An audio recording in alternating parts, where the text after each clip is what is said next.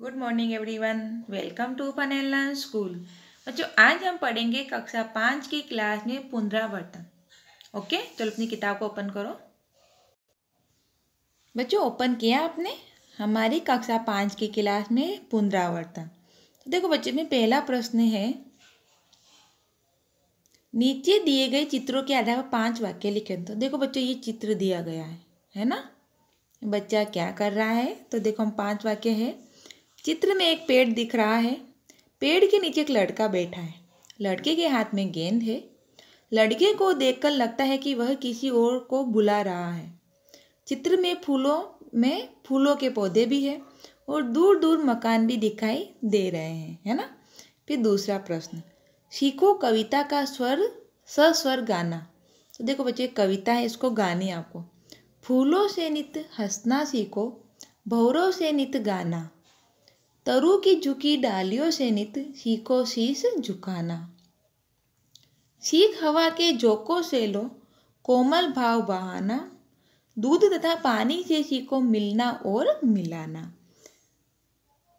फिर है, सूरज की किरणों से सीखो जगना और जगाना, लता और पेड़ों से सीखो सबको गले लगाना, मछली से सीखो स्वदेश के लिए तड़प कर मरना, पतझड़ के पेड़ों से सीखो दुख में धीरज धरना, दीपक से सीखो जितना हो सके अंधेरा हरना, पृथ्वी से सीखो प्राणी की सच्ची सेवा करना, जल धारा से सीखो आगे जीवन पथ में बहना, और धुएं से सीखो हरदम ऊंचे ही पर बढ़ते रहना, चढ़ना। ओके। फिर है बच्चों, थर्ड नंबर का प्रश्न, नीचे दिए गए शब्दों में से संज्ञा, विशेषण और क्रियापद ढूंढकर तालिका में लिखिए और वाक्य प्रयोग कीजिए। तो देखो, संज्ञा में क्या, नर्मदा, हिमालय और गंगा। विशेषण में छोटा, सफ़ेद और थोड़ा। क्रिया, चलाना, खेलना और लिखना। फिर है बच्चों आगे, नीचे दिए गए शब्दों में से संज्ञा, विशेषण और क्रियापद ढूंढकर तालिका में लिखिए और वाक्य प्रयोग कीजिए।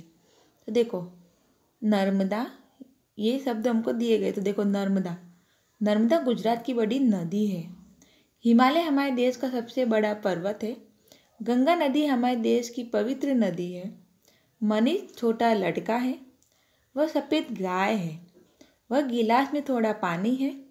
नीलम चलती है, मोहन खेलता है और निशा लिखती है। ये हमने वाक्य प्रयोग कर दिया।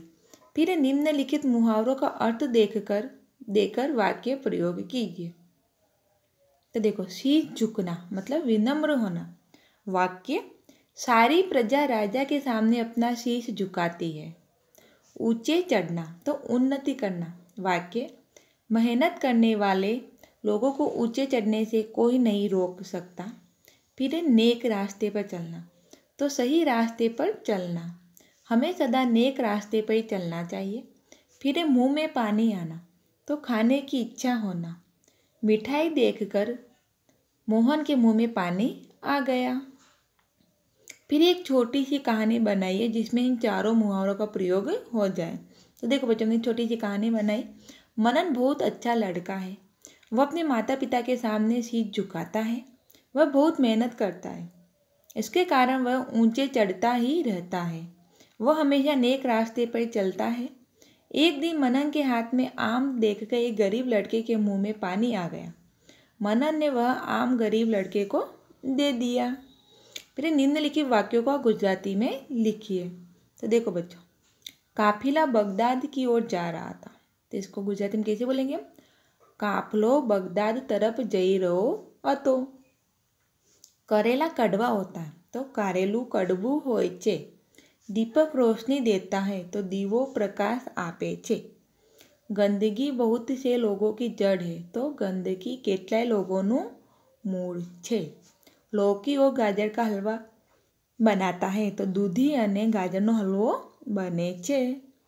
सही विकल्प चुनकर रिक्त स्थान की पूर्ति कीजिए। तो देखो बच्चों, खाली जगह क्रिकेट खेलता हूँ तो क्या आएगा? मैं क्रिकेट खेलता हूँ। यह किताब हिरेन खाली जगह है तो की। खाली जगह लड़के हैं तो ये लड़के हैं। पानी खाली जगह मगर है, पानी में मगर है। ये आम के पेड़ है तो इन पर बहुत आम लगे हैं। वह हाथी है तो खाली जगह रंग काला है तो उसका रंग काला है।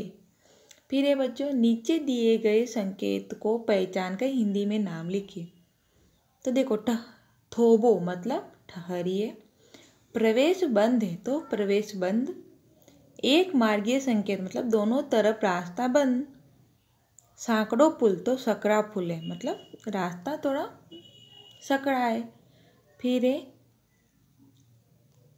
આગળનો પરોળ રસ્તો છે, आगे चौड़ा रास्ता है, साइकिल माटे प्रतिबंध साइकिल प्रवेश बंद, गोलाकार रस्तो मतलब वृत्ताकार रास्ता, आगर साकड़ो रस्तो है मतलब आगर सकरा रास्ता है। नीचे दिए गए प्रत्येक विषय 5 वाक्य लिखिए। तो देखो मेरा परिवार, तो देखो हमने लिखा मेरा नाम करण है। बच्चों आप अपना नाम लिख सकते हैं। मेरे पिताजी का नाम महेश भाई है। मेरे पिताजी डॉक्टर हैं। मेरी माता का नाम शोभा बहन है, वह गृहिणी है। मेरी एक बहन है, वह 7वीं कक्षा में पढ़ती है। मेरा एक भाई है, वह 10वीं कक्षा में पढ़ता है। मेरा परिवार सुखी है। फिर दूसरा सब्जी मंडी। सब्जी मंडी में सब्जियां बिकती है। सब्जी मंडी में सब्जियों की कई दुकानें होती है। कोई ठेले में भी सब्जियां बेचता है तो कोई ज़मीन पर बिछौना कर उस पर सब्जियां रख कर बेचता है। सब्जी मंडी में आलू, गाजर, मूली जैसी ज़मीन के अंदर होने वाली सब्जियां बिकती है। कद्दू, तुरही, कुंदरू, सेम आदि बेलों पर होने वाली सब्जियां भी बिकती है। भिंडी, टमाटर, बैंगन आदि पौधों पर लगने वाली सब्जियां भी बिकती है। सब्जी मंडी में कोलाहल ज़्यादा होता है। सब्जी मंडी में खास कर स्त्रियाँ ज़्यादातर नजर आती है। सब्जी लेने कौन जाता है? लेडीज ही जाती है।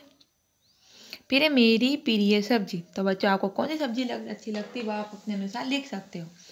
मेरी प्रिय सब्जी करेला है। वह स्वाद में बहुत कड़वा होता है। वह गोल या लंबा होता है। उसके दोनों छोर नुकीले होते हैं।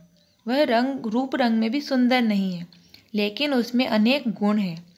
वह ज्वार जैसी बीमारियां दूर करता है। पेट के कृमि भी इससे नष्ट होते हैं। मधुमेह में करेला अक्सीर है।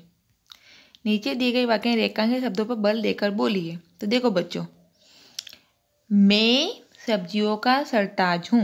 मैं सब्जियों का सरताज हूँ। मैं सब्जियों का सरताज हूँ। ऐसे जो लाइन दी है उस पर जोर करके आपको बोलना है। ओके बच्चों, तो यह आज हमने हमारा रिवीजन किया। तो बच्चों आप भी इसको देखना, पढ़ना और अपनी बुक्स में लिखना। और बुक्स में जिसमें जगह नहीं होती वो अपनी हिंदी की नोटबुक में लिखना। ओके बच्चों, बाय बाय। और आपको समझ में नहीं आए तो मैं PDF भेजूंगी, PDF में से देख के लिख देना। ओके बच्चों, बाय बाय।